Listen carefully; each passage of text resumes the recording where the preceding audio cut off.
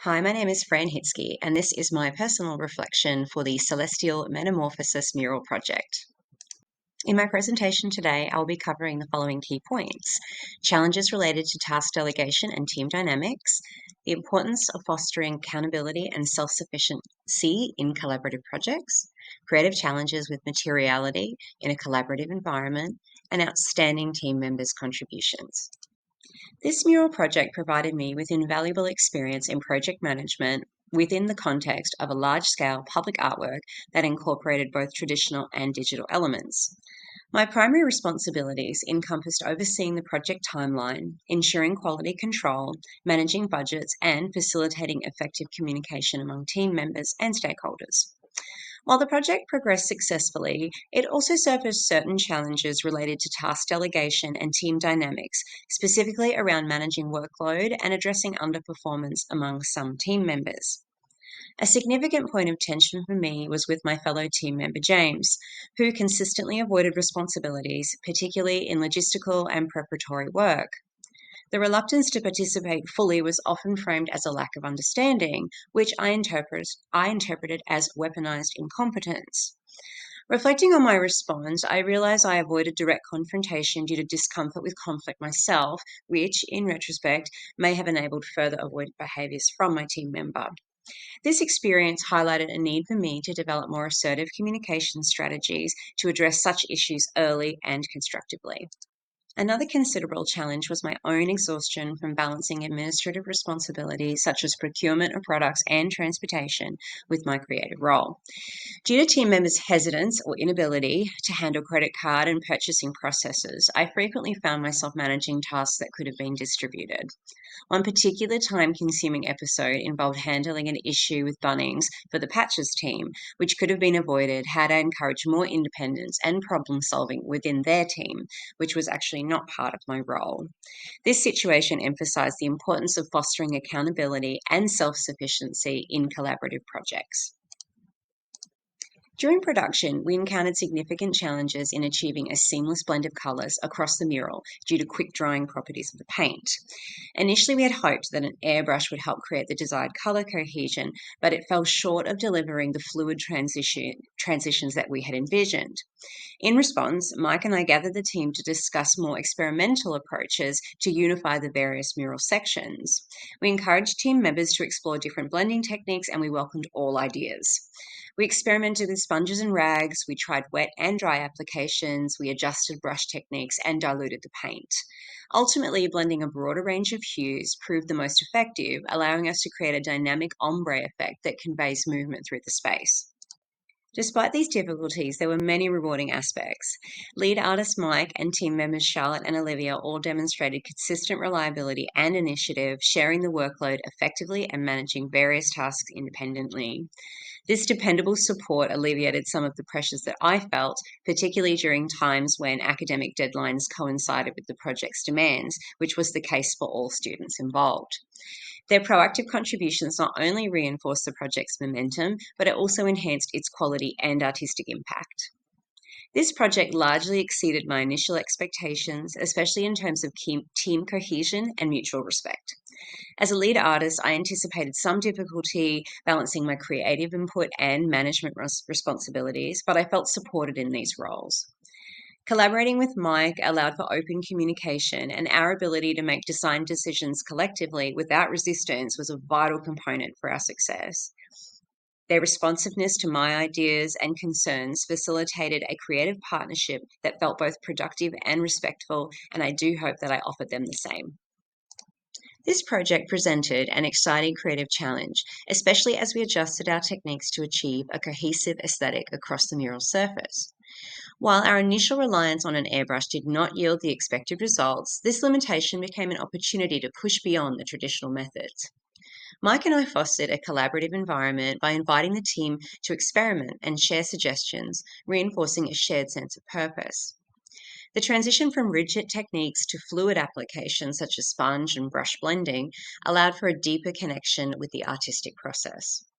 The final ombre effect exceeded my expectations, reflecting a dynamic, interconnected flow across the space and embodying the transformative vision we initially set out to achieve.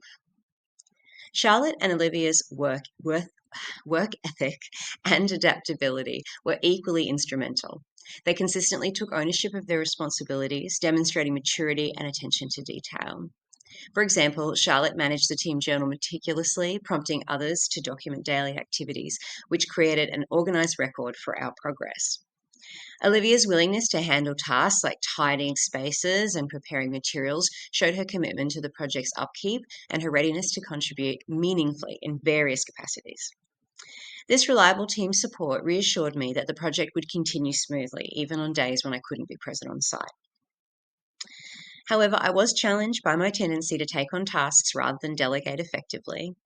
My approach with patches, for example, reflected a reluctance to encourage self-efficacy among the team members, especially as I was not their project manager.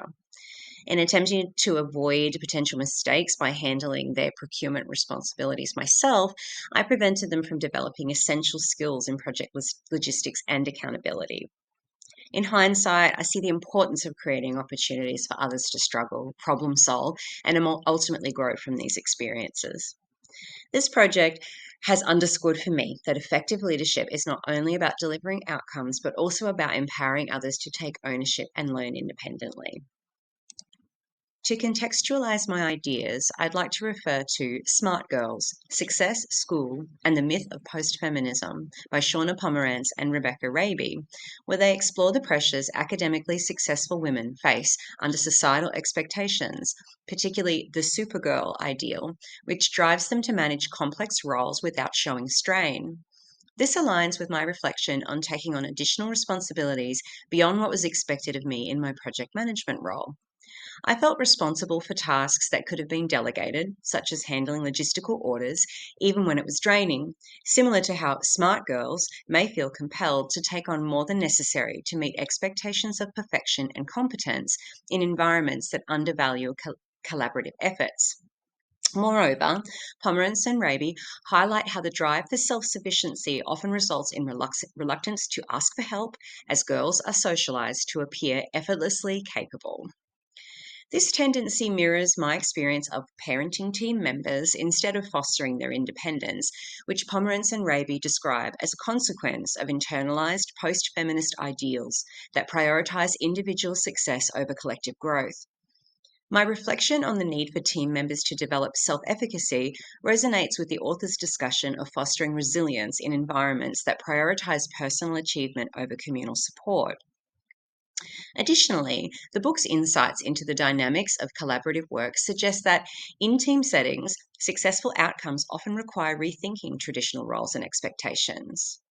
This idea is reflected in my positive experience with team members like Charlotte and Olivia, who exhibited initiative and reliability exceeding my expectations, and it has occurred to me that perhaps they are also trapped in this internalized post-feminist ideal. In Smart Girls, similar dynamics show that when young women work in supportive teams where their contributions are valued, they are more likely to thrive, suggesting that effective collaboration involves both mutual respect and shared responsibility for success. Using these reflections as a foundation, Smart Girls can help underscore the importance of balancing self-reliance with delegation and of creating a culture where each member is empowered to contribute fully. This aligns with my aim to improve delegation and reinforce collective ownership in future projects. This mural project was a transformative experience that deepened my understanding of leadership, collaboration, and the importance of balancing support with accountability in a diverse creative team. While I successfully managed the project's logistical and artistic elements, my reflection has highlighted areas for growth in delegation and communication. Smart Girls by Pomerantz and Raby has helped contextualize my struggle with delegation as I recognize the internalized pressures to perform flawlessly and take on additional responsibilities to meet high expectations of competence and reliability. This experience has underscored the importance of fostering self-efficacy within the team and resisting the inclination to take over tasks that others can manage with guidance. In a call to action for affirming all LGBTQ students in higher education, authors Gonzalez, Aurora, Abreu, and Rivera highlight that queer individuals often experience environments where stigma and implicit biases shape interactions. Within academic and project-based settings, these dynamics can create a reluctance to provide feedback or engage directly with a queer team member due to a fear of reinforcing stereotypes or appearing discriminatory. This perspective can make it challenging for allies and peers to address performance issues, as they may worry that such actions could be perceived as bias rather than constructive. In my role, this concern may have contributed to my hesitance in addressing James's lack of engagement as I navigated the complexity of balancing project needs with the inclusive values of the project itself. Concerned about unintentionally reinforcing biases or seeming unsupportive, I hesitated to provide constructive feedback, which ultimately impacted the team's cohesion. Moving forward, I recognize the importance of establishing clear expectations and open communication from the outset to avoid these challenges. Through this project, I learned that effective leadership requires balancing empathy with accountability and empowering others to take ownership. I have experienced firsthand that creative experimentation in a collaborative visual art project emphasizes free artistic expression and enables teams to overcome creative blocks and fosters innovation. By adopting a supportive and transparent team environment, I can help create a space where each member feels both valued and responsible, leading to more collaborative, resilient, and impactful visual outcomes in future projects.